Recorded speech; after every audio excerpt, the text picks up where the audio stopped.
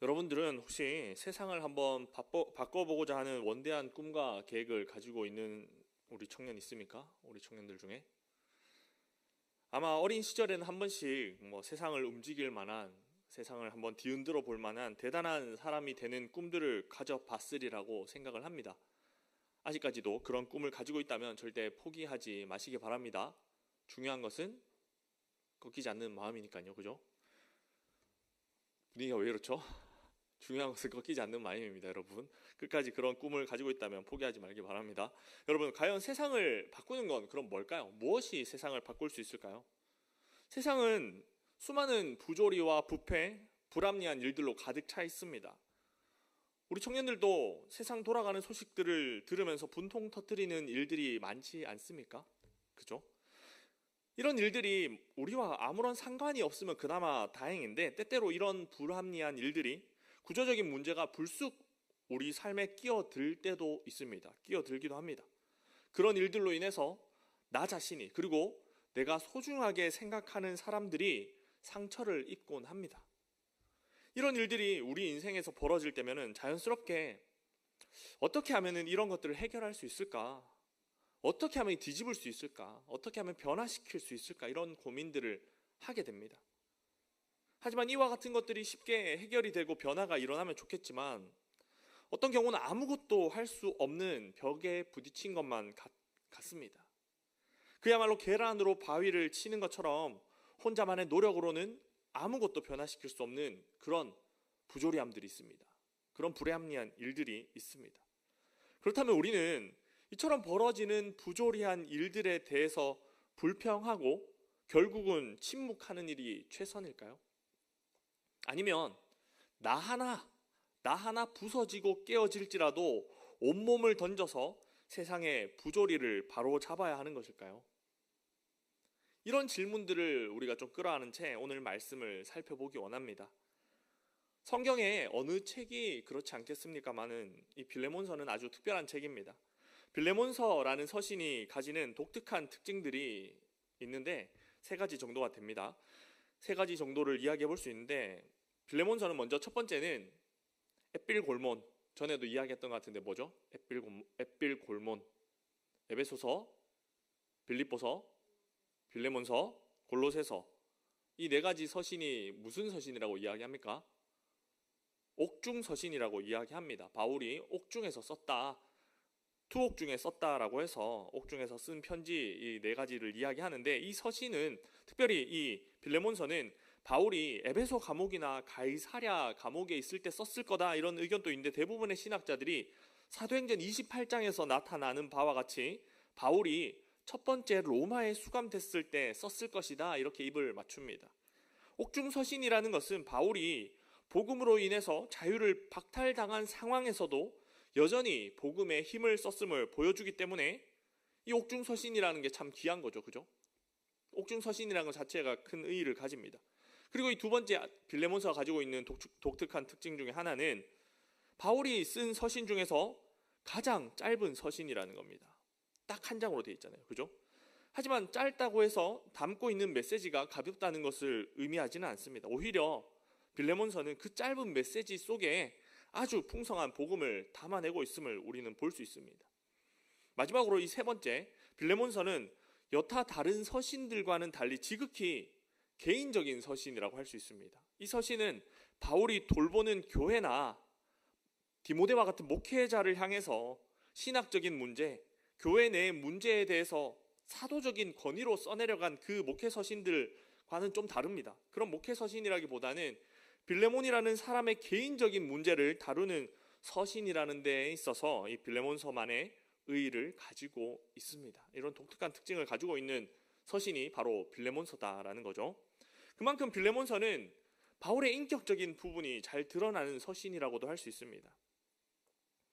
이런 특징들을 지닌 빌레몬서는 바울이 도망쳤던 노예인 오네시모를 원 주인인 빌레몬에게 돌려보내면서 그를 선처해 줄 것을 간청하는 내용을 담고 있습니다. 시대적 정황을 고려해 봤을 때 바울이 빌레몬에게 간청하는 일은 결코 사소한 일이 아닙니다. 그러니까 도망갔던 노예를 용서해 줘라, 형제로 받아들여 줘라, 이렇게 간청을 하는 건데 결코 사소한 일이 아니라는 거죠. 그래서 이 서신은 도입부에서부터 아주 신중함이 묻어나는 듯 보입니다. 보통 바울 서신의 앞부분 인사말은 바울 스스로를 소개하는 말로 시작이 되죠. 별거 아닌 것 같은 소개문인데 때때로 그 서신 전체를 해석하는 데 있어서 아주 중요한 단서가 되곤 합니다. 짧은 소개문이 전체 서신서의 방향성을 제시하는 역할을 한다는 겁니다. 빌레몬서도 그리스도 예수를 위하여 갇힌 자 된 바울과 및 형제 디모데는 이렇게 편지를 시작하고 있습니다. 이 인사말을 보고 단순히 옥중에 갇힌 바울이 자신을 소개하고 있구나 이렇게 넘어갈 수도 있습니다. 하지만 우리가 이 인사말을 다른 서신들의 그것과 비교해서 보면은 특별한 차이점을 발견하고 그 속에 담긴 의도를 읽어낼 수 있습니다. 바울은 여타 다른 서신들에서는 소개에서부터 자신의 사도적인 권위를 강조했습니다. 같은 옥중 서신인 에베소서와 골로새서만 해도 바울은 소개에서 자신의 사도됨을 말하는 것을 볼 수가 있습니다. 그런데 빌레몬서에서는 바울이 자신의 어떤 직분이나 정체성을 언급하기보다 자신이 그리스도 예수를 위해 복음 전하는 일로 옥에 갇힌 그 현실만을 담백하게 말하고 있습니다. 복음을 위해서 일신의 안녕을 포기하고 어려움을 당하는 희생의 그 시선을 집중시키고 있는 겁니다. 이것은 앞으로 바울이 빌레몬에게 전달하고자 하는 의도에 부합한다고 볼 수 있습니다.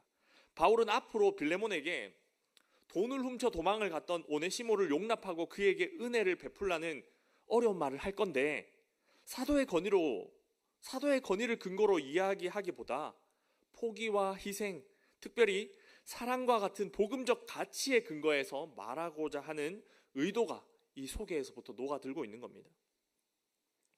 많은 경우에 사람들은 자신은 그렇게 살지 않으면서 다른 사람에게는 말은 쉽지만 실천은 어려운 정답대로 살라 이렇게 조언을 합니다.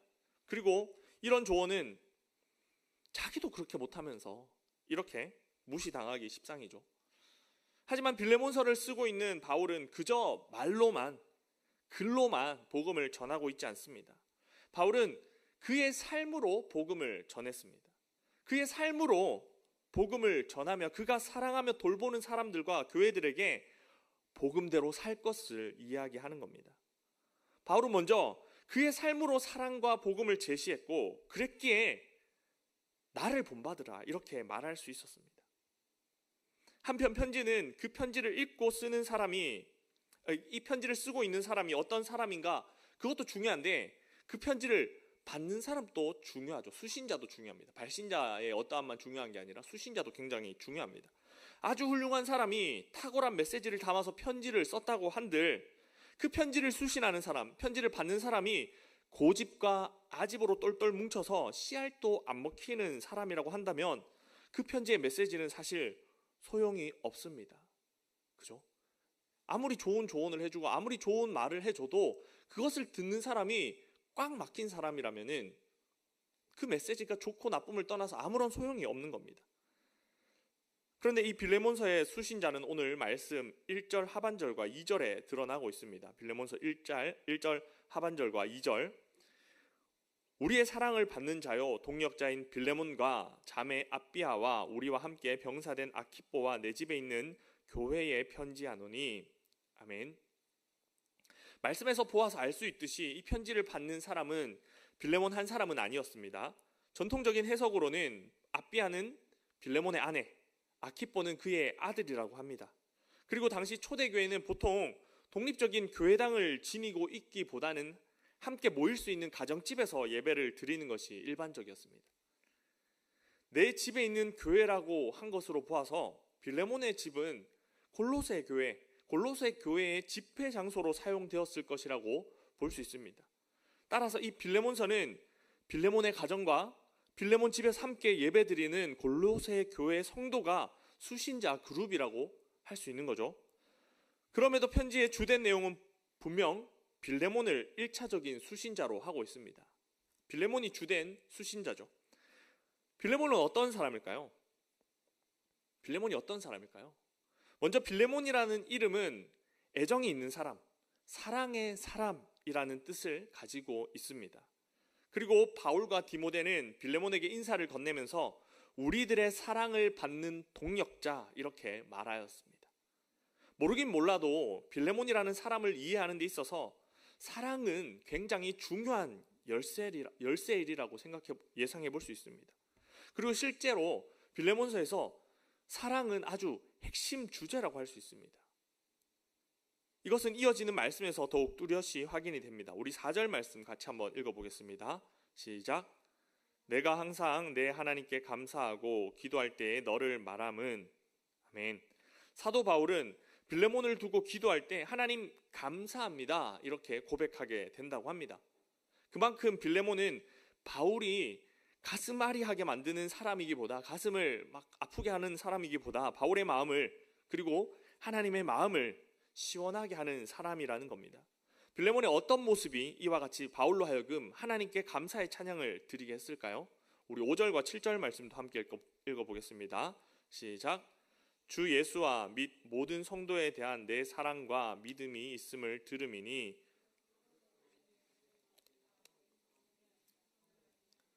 그리스도께 이르도록 역사하느니라. 형제여, 성도들의 마음이 너로 말미암아 평안함을 얻었으니 내가 너의 사랑으로 많은 기쁨과 위로를 받았노라. 아멘. 바울은 빌레몬이 그리스도를 향해서, 그리고 골로새 교회 성도들을 향해서 그의 사랑과 신실한 믿음을 나타내고 있다는 소식을 들었습니다. 이 같은 소식이 바울에게 전해졌다는 것은 무엇을 의미하나요? 무엇을 의미합니까? 빌레몬은 그저 이름만 사랑의 사람이 아니라 그 이름처럼 실제로 그리스도를 사랑하고 이웃을 사랑하는 사람임을 의미합니다. 빌레몬이 사랑의 사람이라고 소문이 나려면 그의 사랑이 삶으로 드러나야 했던 겁니다. 그의 사랑의 모습이 눈에 보이고 귀에 들려야 합니다. 멀리 로마에서 가택연금 상황에 처해 있는 바울에게까지 이런 소식이 미친 것으로 봤을 때 6절에서 이야기하는 믿음의 교제라는 것은 눈에 보이지 않는 빌레몬의 믿음과 사랑을 겉으로 드러나게 하는, 가시적으로 드러나게 하는 실제적인 나눔이라고 할 수 있습니다. 바울은 빌레몬에게서 구원 얻은 자로서 마땅한 믿음의 행위와 사랑의 행위가 나타났고, 이것은 다른 사람들을 그리스도께로 이끄는 복음의 매개체가 되었다 이렇게 칭찬합니다. 이로 인해 그곳에 있는 성도들은 평안함을 얻었고 떨어져 있는 바울 자신도 기쁨과 위로를 얻었다 합니다. 그야말로 빌레몬은 사랑의 사람으로서 공동체에 선한 영향력을 끼쳤습니다. 그런데 혹시 제가 도입부에서 어떤 질문을 던졌는지 여러분 기억하십니까? 제가 뭐라고 했죠?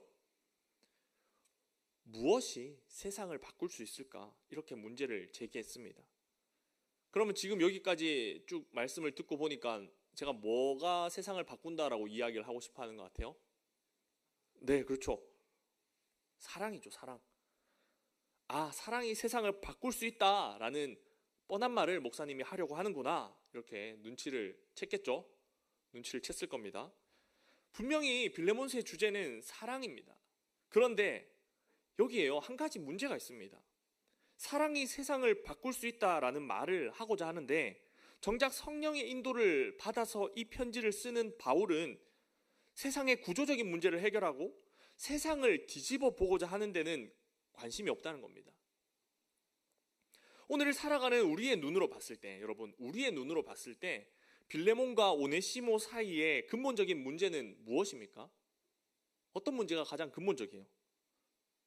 먼저는 반인륜적인 노예 제도가 존재한다는 것 자체가 문제고, 또 그리스도인들조차 주인과 노예의 관계를 맺으며 살아간다는 것이 근본적인 문제 아닌가요? 오늘날의 눈으로 봤을 때는 그게 더 근본적인 문제죠. 구조적인 문제죠. 그런데 오늘 빌레몬서에서도 확인할 수 있는 것처럼 바울이 노예 제도 자체에 대해서 그 태도가 상당히 미온적입니다. 뜨뜻미지근합니다. 그래서 사실 초대교회는, 그리고 바울은 왜 노예 제도 폐지와 같이 사회를 변화시키는 일에 적극적으로 행동하지 않았는지 오해 아닌 오해를 받습니다.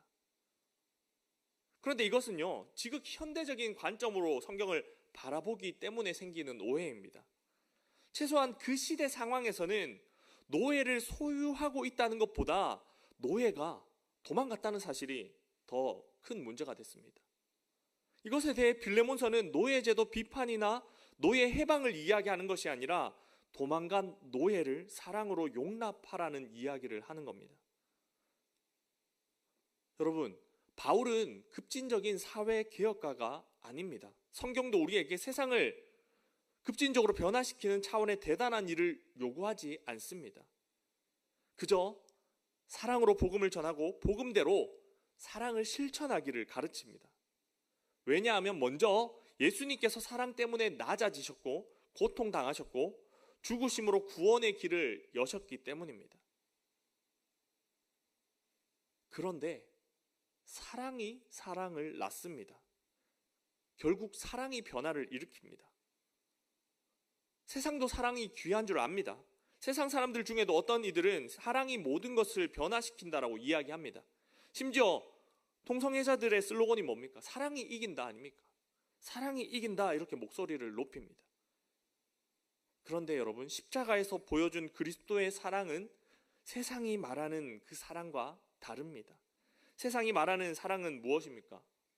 요즘에 하도 비혼주의자들이 많아지고 늘어나니까 TV 프로그램에 그 소개팅 프로그램들이 인기를 얻고 있죠.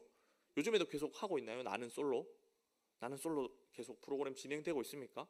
근데 여기 그 프로그램에서 짝을 찾고자 나온 사람들은 자신의 사랑을 자신의 조건으로 증명하려는 모습을 보이곤 합니다. 나는 얼마나 헌신적인 사람인가, 나는 얼마나 겸손한가를 이야기하기보다 나는 서울에 34평 자가를 보유하고 있는 사람이고 나의 직업은 무엇이다, 이렇게 자신의 사랑의 깊이를 보여주려고 합니다. 그 소개말을 듣고 있는 여성들, 남성들 역시 그런 조건들 가운데서 사랑을 확인합니다.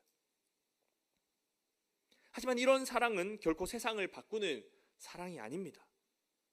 우리에게 의를 주시기 위해서, 우리에게 구원을 베푸시기 위해서 자신의 모든 물과 피를 쏟으신 사랑, 우리를 사랑하시되 끝까지 사랑하신 그리스도의 사랑만이 세상을 변화시키는 사랑임을 기억하시기 바랍니다. 우리에게 의를 주시기 위해서 십자가에서 자신의 모든 물과 피를 쏟으신 사랑, 그 사랑만이 삐뚤어지고 어긋나 버려서 자극적이기만 한 그 사랑이 아니라 온전하신 그리스도의 그 사랑만이 성도의 사랑을 낳고 세상을 변화시킬 수 있습니다. 사도 바울은 그리스도의 사랑으로 말미암아서 자신의 삶에 극적인 변화를 경험한 사람입니다. 다메섹 도상에서 예수님을 만나서 그리스도인들을 박해하는 자에서 박해받는 자로 아주 급진적으로 변화된 사람이죠. 바울은 디모데 전서에서 예수님을 만나기 전에 스스로에 대해 묘사하기를 비방자요, 박해자요, 폭행자 이렇게 이야기를 했습니다. 그는 가말리엘 문화에서 교육을 받은 정통 바리새파이자 율법에 아주 정통했던 사람으로서 율법으로 다른 사람들을 정죄하고 또 율법을 내세워서 그리스도인들을 박해했던 사람입니다. 그랬던 사람이 오늘 함께 읽은 빌레몬서의 말씀에서는 전처럼 사랑이 결여된 진리나 율법으로 폭력을 행사하지 않고 사랑과 함께하는 진리, 복음으로 빌레몬에게 선행을 권면하고 있는 겁니다. 바울은 편지를 통해서 빌레몬을 사랑의 사람이라며 칭찬하고 있습니다. 하지만 바울이야말로 이제는 사랑의 사도라 불리기에 부족함이 없습니다. 바울은 복음을 위해 기꺼이 갇힌 바 되고 갇힌 중에도 복음을 전하고 교회와 성도를 돌아보고 있는데 그 모든 동기는 오직 그리스도의 사랑입니다. 바울은 이처럼 그리스도의 사랑으로 인한 변화를 경험한 자로서 이제는 다른 것보다 우리에게 구원을 베푸시는 그리스도의 사랑에 능력이 있고 그 능력이 있음을 믿고 사랑을 가르치고 사랑을 실천하고 있습니다. 우리는 가끔 세상의 불의와 부조리를 보면서 불을 뿜습니다. 분노를 터뜨립니다. 교회 안에서 일어나는 그런 일들도 마찬가지죠. 교회 안에서 일어나는 불합리한 일들도 마찬가지입니다. 내가 정의의 사도가 되어가지고 판을 뒤집어 엎어야 할 것 같은 충동에 사로잡힐 때도 있습니다. 하지만 여러분, 우리를 움직이는 것은 그런 충동이 아니라 그리스도의 사랑이 되어야 할 줄 믿습니다. 오늘 말씀은 그리스도의 이해할 수 없는 사랑으로 잉태된 우리가 다시 세상을 향해, 이웃을 향해 사랑 베풀기를 사랑의 근거에서 호소하는 겁니다. 그런데 오늘 말씀에 나타나는 그리스도의 사랑은 우리에게 두 가지 사랑의 태도를 요청합니다. 그 사랑의 태도가 무엇이냐? 첫 번째, 사랑은 주장하는 자세를 취하지 않는다는 겁니다. 우리 8절에서 10절까지 말씀, 본문 말씀 읽겠습니다. 시작. 이러므로 내가 그리스도 안에서 아주 담대하게 내게 마땅한 일로 명할 수도 있으나 도리어 사랑으로서 간구하노라. 나이가 많으나 바울은 지금 또 예수 그리스도를 위하여 갇힌 자 되어 갇힌 중에서 낳은 아들 오네시모를 위하여 내게 간구하노라. 아멘. 빌레몬의 노예였던 오네시모가 어느 날 나쁜 마음을 품고 빌레몬의 재산 일부를 훔쳐서 달아났습니다. 아마 오네시모는 당시 제국의 수도였던 로마로 가서 신분 세탁하고 새로운 삶을 시작하려고 했던 것 같습니다. 오네시모가 바울을 어떻게 만났는지 그 과정에 대해서는 성경이 침묵을 하고 있습니다. 하지만 10절, 갇힌 중에서 낳은 아들 오네시모, 이 표현을 봤을 때 오네시모가 로마에서 가택연금 중인, 복역 중에 있는 바울을 만나서 복음을 받아들이고 회심을 했을 거라는 사실은 우리가 충분히 말씀 속에서 유추해 볼 수 있습니다. 사도행전 28장을 보면 당시 바울은 미결수로서 가택연금 중이었습니다. 이에 복음을 전하는 일이 비교적 자유로웠고 오네시모가 가택연금 중인 바울을 만나서 복음을 듣는 일이 얼마든지 가능했던 겁니다. 바울은 빌레몬에게 이런 오네시모를 용납해 줄 것을 강구합니다. 그런데 빌레몬이 오네시모를 용납하는 일에 대해서 사실 바울은 마땅한 일로 담대하게, 그러니까 당연한 듯이 명령할 수도 있다고 합니다. 아마도 이렇게 이야기하는 것은 바울이 교회의 질서상 사도의 권위로 빌레몬에게 이 같은 일을 명령할 수도 있다는 말을 하는 것 같습니다. 그리고 바울은 복음 안에서 모든 믿는 자들이 하나님의 자녀가 되고 한 지체가 되는 진리를 선포하면서 빌레몬에게 회심한 오네시모를 노예가 아닌 형제로 용납하라고 당연한 듯이 요청할 수도 있었을 겁니다. 그런데 바울은 그렇게 하지 않는다는 거죠. 사도의 권위를 내세우지 않고 자신의 나이 많음을 내세우려 하지 않습니다. 오히려 사랑으로 간구합니다. 겸손히 자신을 낮춰서 자신보다 어린 빌레몬에게 간구하는 것입니다. 사도 바울의 이런 태도는 맡은 자들에게 주장하는 자세를 하지 말고 양무리의 본이 되어라. 이 베드로전서 5장 3절의 말씀을 떠오르게 합니다. 사랑은 이처럼 자신을 낮추게 합니다. 사랑은 상대방을 인격적으로 배려하게 만듭니다. 예수님께서도 우리를 이처럼 인격적으로 사랑하셨습니다. 예수님께서 우리에게 구원이라는 놀라운 선물을 주실 때 우리 마음의 문을 완력으로 깨부수면서 들어오시지 않습니다. 요한계시록 3장 20절 말씀을 보면 볼지어다 내가 문 밖에 서서 두드리노니 누구든지 내 음성을 듣고 문을 열면 내가 그에게로 들어가 그와 더불어 먹고 그는 나와 더불어 먹으리라. 아멘. 우리에게 친히 찾아오셔서 우리가 마음의 문을 열기까지 문 밖에 서서 기다리는 겁니다. 이와 같은 그리스도의 인격적인 사랑을 알기에, 그리고 이 사랑을 받았기 때문에 이전에 비방자요, 박해자요, 폭행자였던 바울은 이제 사랑과 진리로 그 돌보는 사람들을 선한 길로 인도합니다. 진리만큼 확실하고 당연한 것은 없습니다. 하지만 우리는 사랑이 빠진 채 마땅한 듯이, 당연한 듯이 제시되는 진리가 때때로 그 어떤 것보다 무서운 폭력이 될 수 있다는 사실을 기억해야 합니다. 진리는 사랑과 함께 겸손한 자세로 선포되어야 합니다.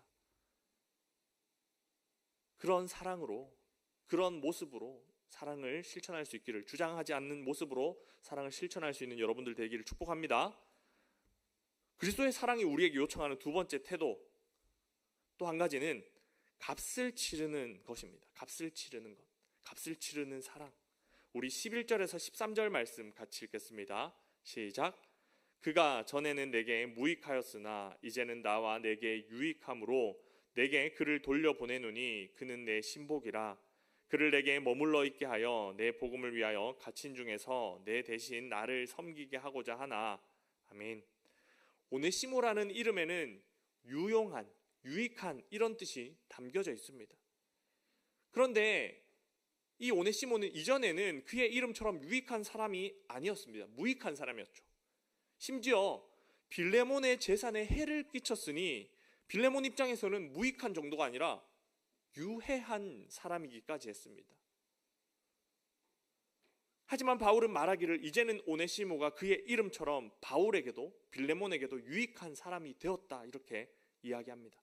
아마도 오네시모는 회심을 한 이후에 바울이 자신의 신복이라고 부를 정도로 복음을 위해 함께 동력하고 헌신했던 것 같습니다. 따라서 이 한 복음 안에 있는 바울과 빌레몬에게도 유익한 사람이 되었다는 것이겠죠. 그런데 우리는 좀 더 근본적으로 본질적으로 오네시모라는 사람의 유익함이 그의 가치가 그 값이 어디로부터 또 누구에게로부터 비롯되었는지 함께 생각해 보기를 원합니다. 어디서부터 그 가치가 비롯되었습니까? 누구에게로부터 그 값이 비롯됐습니까? 바로 예수 그리스도의 십자가로부터입니다. 우리의 값도 예수 그리스도의 십자가로 결정됩니다. 이전에 만약 죄인인 우리가 그 가격표가 우리에게 붙어 있었다면, 가격이 책정되어 있었다면 뭐라고 붙어 있었을 것 같습니까? 가격표가 있다면, 우리에게 죄인이었던 우리에게 가격표가 있다면 아마 사망, 죽음 이런 값이 적혀 있었을 겁니다.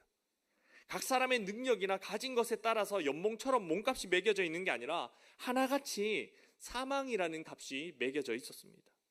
다시 말해서 하나같이 무익한 자들이었다는 겁니다.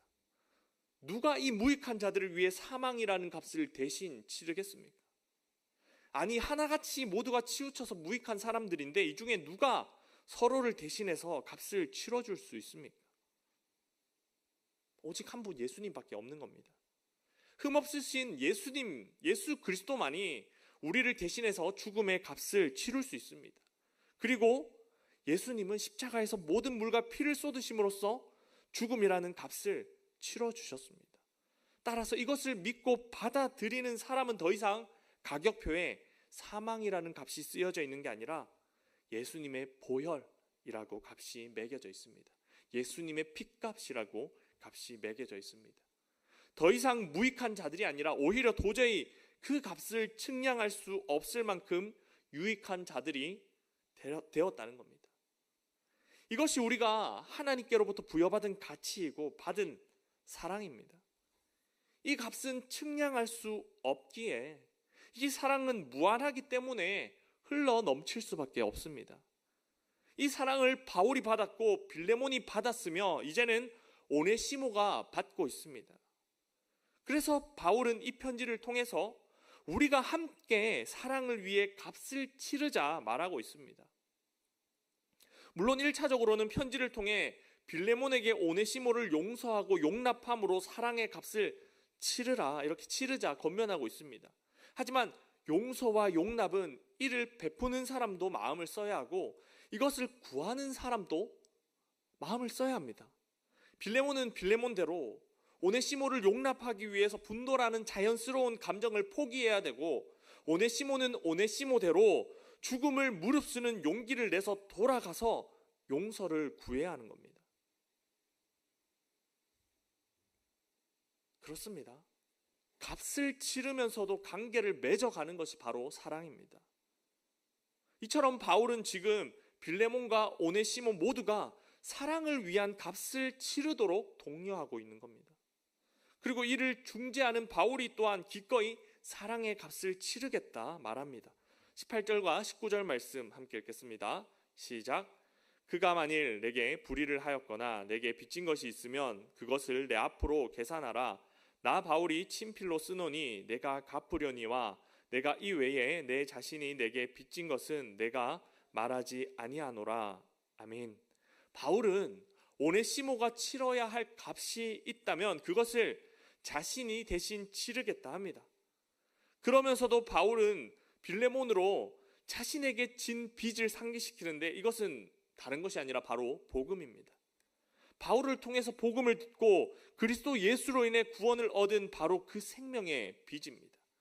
바울은 빌레몬이 그리스도께 함께 빚진 자로서 값을 치르는 사랑에 동참하기를 은근한 어조로 권면하는 겁니다. 왜냐하면 그리스도께 진 빚, 그리스도의 핏값이야말로 우리가 이웃 사랑을 실천하기 위해 기꺼이 값을 치를 수 있는 동기이며 근원이기 때문입니다. 바울의 그 빚진 자로서의 의식은 로마서에서 잘 나타납니다. 로마서 1장 14절을 보면 헬라인이나 야만인이나 지혜 있는 자나 어리석은 자에게 다 내가 빚진 자라. 아멘. 성도는 그리스도께 도저히 갚지 못할 빚을 진 자들로서 이웃 사랑을 위해 기꺼이 값을 치러야 합니다. 여기서 값을 치른다는 것은 어려운 말이 아닙니다. 돈을 쓰고 시간을 들이는 것을 의미합니다. 이웃을 위해서 내 것이라 생각했던 것을 내어놓는 것을 말합니다. 이것이 곧 값을 치르는 사랑이고 우리 안에 이와 같은 사랑의 모습이 풍성해야 될 줄 믿습니다. 그와 같은 사랑의 모습으로 값을 치르는 그와 같은 모습이 우리 안에 풍성하기를 축복합니다. 말씀을 정리하겠습니다. 사랑이 참 어렵습니다. 그죠? 사랑이 참 어려운 것 같습니다. 아직도 목사인 저도 많은 관계 속에서 제가 중요하고 저의 감정과 저의 그 사정이 우선될 때가 있습니다. 많습니다. 그리고 때로는 사랑하는 가족을 위해서 쓰는 시간, 에너지, 돈조차도 아깝게 느껴질 때가 있습니다. 하지만 우리는 오늘 빌레몬서 말씀을 통해서 사랑은 주장하는 자세를 취하지 않고 기꺼이 값을 치르는 것임을 배웠습니다. 또 이와 같은 성도의 사랑이 모두 그리스도 예수께서 모든 물과 피를 쏟으시면서 십자가에 보여주신 그 사랑에 기초하고 있음을 배웠습니다. 그러므로 오늘 말씀을 듣는 우리 청년들이 이와 같은 굳건한 예수님의 십자가 사랑에 근거하여서 이웃 사랑을 실천할 수 있기를 바랍니다. 이웃을 사랑하되 주장하는 자세를 취하지 않고 자신을 낮추기까지 사랑할 수 있기를 바랍니다. 사랑하되 그리스도께 빚진 자로서 이웃을 위해 기꺼이 값을 치르면서까지 시간과 돈을 지불하면서 사랑할 수 있기를 바랍니다. 이처럼 우리 안에 그리스도의 사랑으로 넘쳐날 때 그저 이름만이 아닌 진정한 사랑의 사람들이 많아질 때 우리 공동체를 통해 많은 사람들이 그리스도께로 이끌림 받을 줄 믿습니다. 그리스도의 사랑이 역사하며 세상이 바뀌는 것, 정확하게는 하나님의 뜻과 나라가 이루어지는 것을 보게 될 줄 믿습니다.